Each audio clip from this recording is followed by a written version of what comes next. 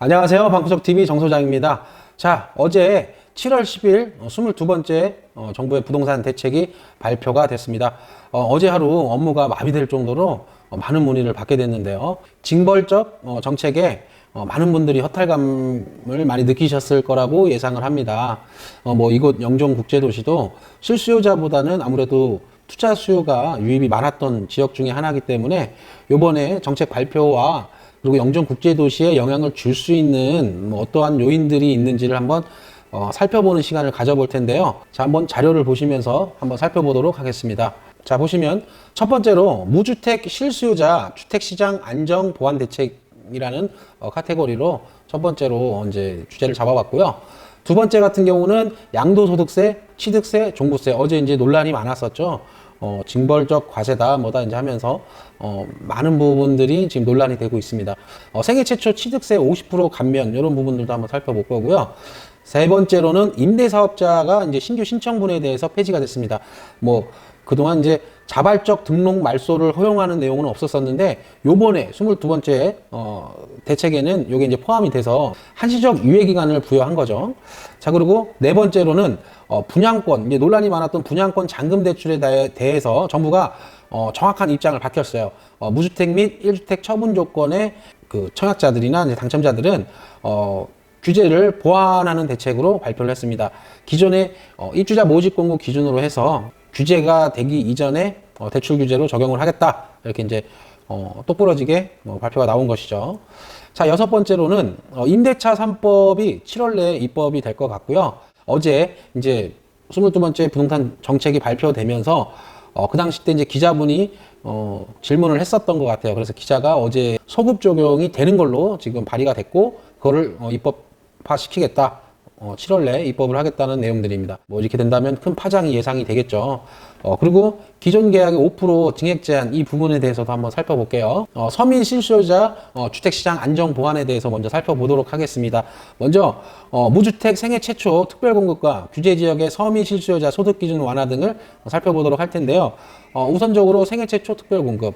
자, 기존에 이제 국민주택과 민영주택이 이렇게 있었죠. 종종 같은 경우는 20%였지만 변경되는 게 5%도 추가해가지고 확대한다. 그리고 민영주택 같은 경우는 공공과 민간이 나눠져 있는데 이것도 기존에는 없었어요. 민영주택에는. 근데 이제 생애 최초자 이제 신혼하고 좀 다른 거죠. 생애 최초 같은 경우도 공공에는 15%, 그다음에 민영에는 7%를 확대를 하겠다. 이 부분입니다. 3기 신도시에 대해서 이제 언급을 했습니다. 현재 9,000호 정도 내년에 사전 청약 물량을 받을 예정이었는데 3만 호 이상으로 추가로 확대를 하겠다. 이렇게 내용입니다. 여기도 나와 있죠. 3기 신도시 공공택지로 확대하여 3만 호 이상을 사전 청약을 추진하겠다. 이 부분입니다. 자, 그리고 많은 분들이 조금 이제 이 부분에서 좀 반가워하셨을 거라고 봐요. 이제 규제 지역 내에 이제 비규제 지역에서 규제 지역으로 넘어오면서 자, 서민 실수요자 소득 기준을 완화하는 방안을 내놨습니다. 자, 저희는 조정 대상 지역이니까 이것만 볼게요. 기존에는 부부 합산 연소득 7천만 원 이하, 생애 최초 같은 경우는 7천만 원 이하였는데 요게 부부 합산 8천. 생애 최초는 9천만 원 이하로 변경이 되었고요. 이거는 기준은 똑같죠. 5억 이하 주택이어야 되고요. 무주택 세대주만 이런 혜택을 주겠다는 거죠. 10% 우대 LTV DTI를 확대하겠다. 그 내용입니다. 양도소득세랑 취득세 그리고 보유세에 대해서 징벌적 과세 정책에 대해서 한번 보겠습니다. 자, 우선 양도소득세 먼저 가는데요.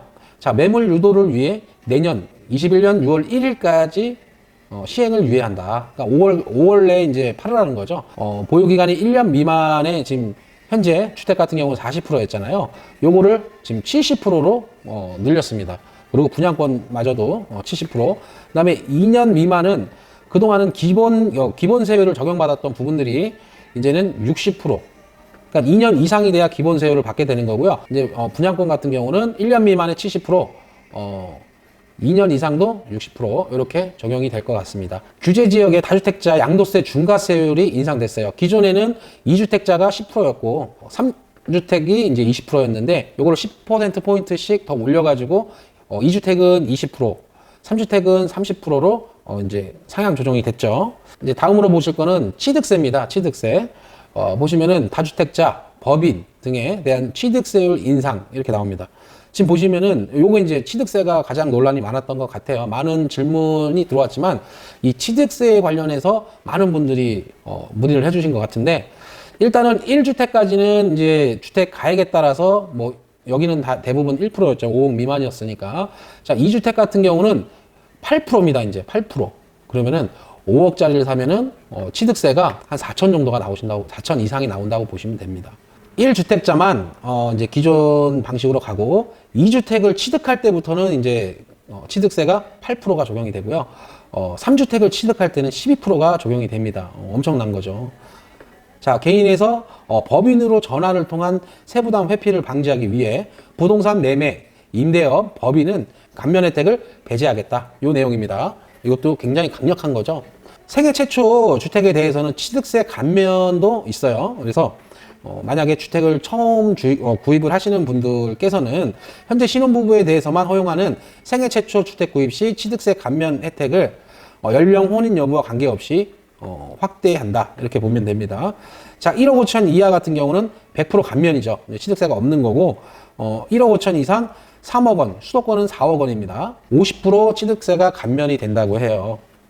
다음으로 보실 거는 재산세인데, 재산세에 대한 거는 이렇게 짧게 대책이 나왔는데, 부동산 신탁에 대해서 이제 나왔습니다. 부동산 신탁, 종부세, 재산세 등 보유세 납세자를 수탁자로, 이제 보통 신탁 제도를 활용한 탈세가 있었던 부분들을 이제 원소유자로 변경을 하는, 그러니까 쉽게 말해서 10개 주택을 구입하면서 다 신탁 명의로 돌려놨던 분들이 이제 원소유자, 위탁자에게 이제 소유를 인정하는 종부세법 개정과 지방세법 개정이 이루어질 것 같습니다. 자, 그리고 다주택자들이 주택을 취득할 경우 수탁자와 납세 의무자가 되어 종부세 부담이 완화되는 점을 활용한 문제에 대해서 방지를 한다. 이렇게 보시면 될 것 같고, 다주택자 대상 종부세 중과세율이 인상이 되는데요. 이제 과표가 달라지는 거죠. 이제 최대 보시면은 1.2%에서 6%까지 세율이 적용이 된다. 이렇게 보시면 됩니다. 임대사업자 신규 부분이 이제 폐지가 됐는데요. 자, 한번 볼게요. 자발적 등록 말소는 허용을 하겠다. 자, 등록 임대사업자 제도 보완, 단기 임대 4년, 그리고 아파트 장기 임대, 매입 임대 8년짜리가 폐지가 된다라고 이렇게 나옵니다. 그 외 장기 임대 유형은 유지하되 임대 의무 기간을 연장하는 등 공적 의무를 강화를 하고, 그리고 폐지되는 단기 및 아파트 장기 일반 매입 임대로 등록한 기존 주택은 임대 의무 기간 경과 즉시 자동 등록 말소가 되는 거죠. 그리고 임대 의무 기간 종료 전에 자진 말소 희망 시 공적 의무를 준수한 사업자에 대해서만 이제 허용을 하는데, 그동안 받았던 혜택 다 토해내셔야 되고 등록 말소가 진행이 되는 거죠.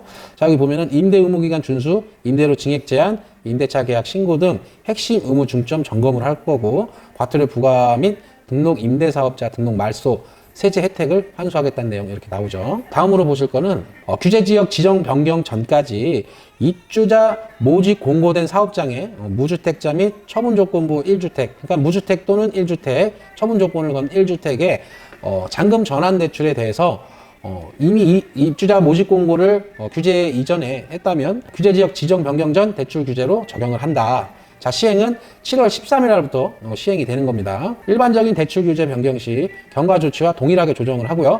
다주택자는 규제지역 지정 변경 전까지 대출받은 범위 내에서만 잔금 대출이 가능한 거예요. 이 점 꼭 참고하시면 좋을 것 같고요. 이제 마지막으로 임대차 보호법이 아무래도 저희 영종국제도시에 가장 큰 영향을 줄 만한 법안들이에요. 국토부 김현미 장관이 정부 임대차 3법 시행 전 계약한 세입자도 적용을 한다. 자, 이 말은 뭐냐면은 소급 적용을 하겠다는 내용입니다. 이게 발표 당시 때 이제 끝나고 기자들이 이제 질문하는 시간들이 있는데, 그때 국토부 장관이 이렇게 소급 적용하겠다고 대놓고 얘기를 했습니다. 자, 보시면은 법 시행 이전 계약한 세입자에게도 적용을 받도록 할 방침이다. 시행 초기 임대료 급등을 우려했었는데 일단은 10일 부동산 대책 발표 브리핑에서 이같이 기자들에게 정식적으로 말을 했습니다. 같은 날 다른 내용들을 보면요, 똑같이 여기에도 언급을 했죠. 김현미 국토부 장관은 임대차 3법 기존 계약에도 적용을 시키겠다. 이유는 똑같겠죠. 임대차 3법 도입을 앞두고 전셋값이 급격하게 오르고 있는 현상을 막기 위한 제도 도입 시 기존 임대차 계약까지 소급 적용하는 방안을 언급을 했습니다. 지금 뭐 여당에서도 부동산 세법, 임대차 3법을 7월 국회 내 처리를 하기로, 그러니까 아무래도 다음 주죠. 다음 주 국회에서 임대차 3법이 시행이 될 거고 7월 10일 날 세제 개편 부분에 대해서 나온 부분들도 그래서 처리가 될 것 같습니다. 7월 내. 대부분 양도소득세 유예 준거 외에는 나머지는 뭐 취등록세나 이런 것들도 8월이나 9월부터 아마 시행이 되겠죠. 그렇게 보시면 될 것 같고요. 자, 여기도 민주당 임대차 3법 7월 국회에서 처리를 하겠다. 만기를 앞둔 영종 국제도시, 그러니까 영종 하늘도시의 2세대 아파트 단지는 충격일 수밖에 없죠. 아무래도 세입자분들과 임대인의 어떤 온도차가 극명하게 나뉠 것 같아요. 곧 7월 내에 입법이 이루어지고 8월부터 시행이 들어가면은 어떻게 시장 변화가 이루어질지 참 저도 궁금하기는 합니다. 아무튼 논란이 많을 것으로, 논란과 진통이 좀 있을 것으로 제가 예상을 합니다. 2세대 아파트 첫 번째로 스카이시티 자이를 살펴볼 텐데요. 자, 입주 당시 때 평균 전세가가요, 한 보통 1억 5천에서 1억 6천 정도였다고 기억을 합니다. 그리고 현재 시점 평균 전세가가 2억 8천 정도가 나와요. 그러면 증액폭이 한 평균 1억 2천 정도가 나오고, 만약에 임대차 3법이 소급 적용이 된다면 1억 6,800에 재계약을 할 수밖에 없는 상황이 돼버리죠. 이편한 세상도 마찬가지로 2019년 1월에 입주를 시작한 아파트고요. 입주 당시 평균 시세가 정말 낮았습니다. 1억에서 1억 1천, 많으면 1억 3, 4천 그 정도밖에 안 됐는데 평균적으로는 1억 1천, 2천 요 정도였다고 기억이 나고요. 현재 시점에 지금 전세가가 2억 4천이 평균가로 잡히고 있습니다. 증액폭은 평균 1억 3천 정도 이제 보시면 될 것 같고요.